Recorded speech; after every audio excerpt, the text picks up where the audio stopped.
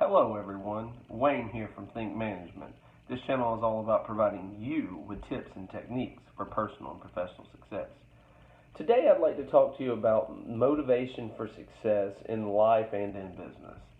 You know, when you consider someone that's very motivational, or if you've heard a motivational speaker in your life, what are some traits that stick out to you about them?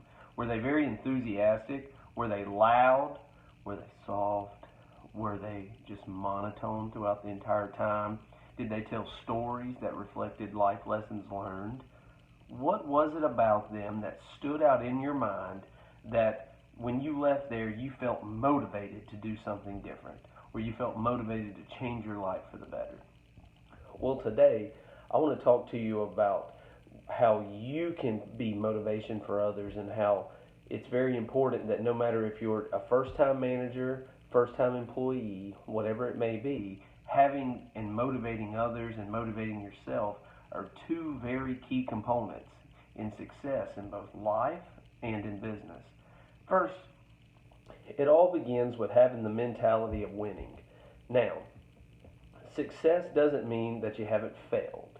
It just means that you've mastered the art of not failing one time. When you're successful in something, many times you've failed several times over before reaching that success. For instance, look at sports teams. How many teams strive year after year to win a championship, but yet only one team is successful in winning that championship? And when you look back on the career of sports athletes, you say they won one championship or they won two championships. They were very successful, but look at the time that it took them to obtain that success. That you have to have a mentality of winning in life. You conquer the day, you conquer the hour, you conquer the minute, and you conquer the second. This is very important, and it leads you into several other ideas, such as doing the best that you can do each and every day and every single thing. That is an aspect of a mentality of winning. Or making a list of goals that you want to accomplish that day so that you can check those goals off your list. That is a mentality of winning. You have to have a mentality of winning to be motivated to achieve more and to keep progressing to succeed in life and or business. Next, you must communicate powerfully. This is very, very important. Too many times I've talked to people and they make excuses such as, I don't have enough time, I don't have enough money, I don't have enough resources, whatever it may be. On the other hand, I try to encourage people that, for instance, if they say they don't have enough time, to say, I don't have enough time yet. Although I may be short on funds this month, I plan to blank, blank, blank. Or just because I'm not in a good standing with this person now, I can't do this. However, I plan on doing this, and this in the meantime.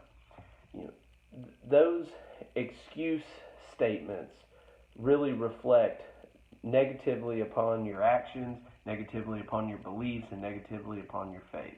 Now, what I encourage people to do is to look on the bright side. Look at the cup half full instead of half empty. I think that's very, very important. And next, for success in life and in business, focus on relationship building, not on one-time transactions. I don't know how many times that I share with people that a transaction is truly immediate success, but a relationship that's built on a great foundation is long-term success. Businesses strive on transactions. We all would agree with that. However, businesses thrive on long-term transactions and relationships. Very, very important concept that many people miss in life today. And I'm sad to say that the majority of businesses that start fail. And why do they fail? Well, we could talk about business models, business plans, inadequate training of personnel, many numerous things that lead to why businesses fail. However, businesses with long-term plans that are flexible, long-term plans that are operational and achievable, are businesses that are in a much greater shape to succeed. So in life, let's bring it back to the person standpoint.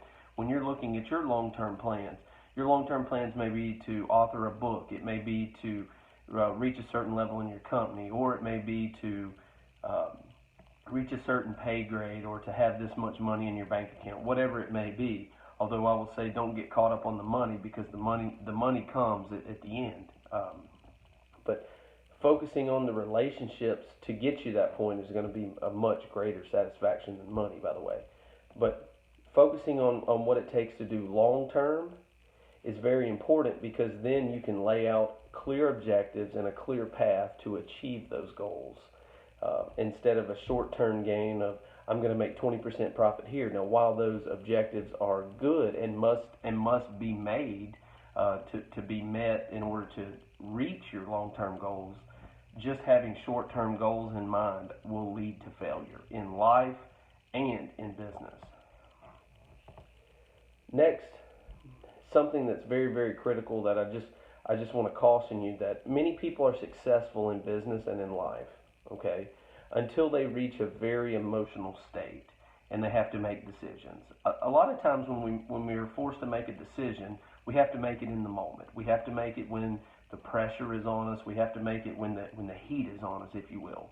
And being caught up in the emotions a lot of times will lead us to make a negative decision, or a decision that is not wise compared to a decision that we should have made without the emotion.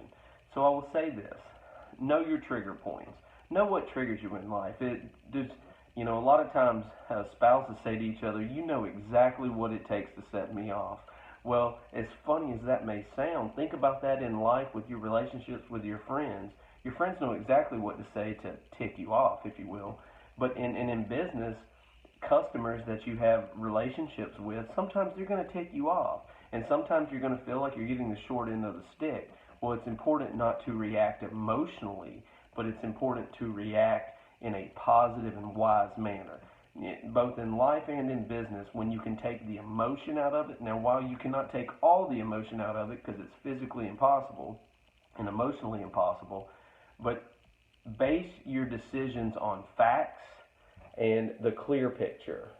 But don't base it upon your emotions, or which could be fear, which could be remorse, whatever it may be, because those oftentimes lead to bad and wrong decisions.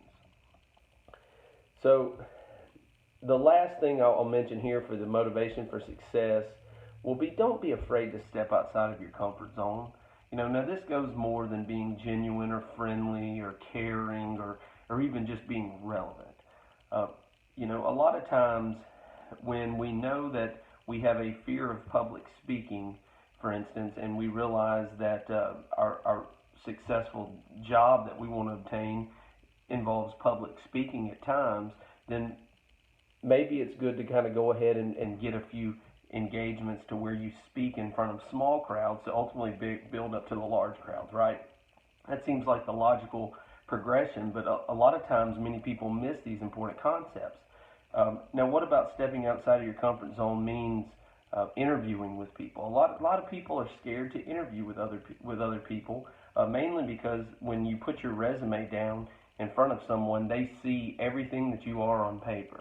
Now, granted, it's just a piece of paper, but that does not truly reflect a work ethic. It does not truly reflect your beliefs or your faith or whatever it may be.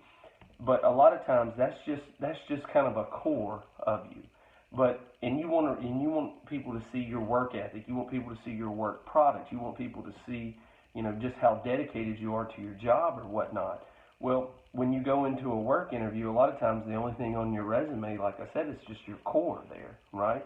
So being able to step outside your comfort zone and take on extra projects, or take on things that might be a resume builder that can reflect some of your natural gifts and your natural abilities are very good for other people.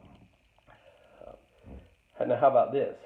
Suppose stepping out of your comfort zone means talking to strangers. Now, you would be just amazed at some people that I come across that are scared to talk to new people for the first time, because we have social media, because we have text messaging. Believe it or not, younger people, there used to not be text messaging. you actually had to physically go and talk to people. How crazy does that sound? And being able to say, hey, how are you doing? My name is such and such. Where are you from? Or striking up just a general conversation, more about, more than the weather and more than, hey, how are you doing, your 20-second elevator speech, but being able to keep someone's attention and being able to ask them questions and being able to promote an active conversation between two parties is a lost art. So maybe that's your comfort zone, but I would encourage you to find ideas and find ways that you can improve yourself and step out of your own comfort zone. Well, I hope you find some value in this video today. Please like and subscribe to the video and to my channel if you would like to see more videos such as this. And once again, this is Wayne from Think Management, and I'll see you soon.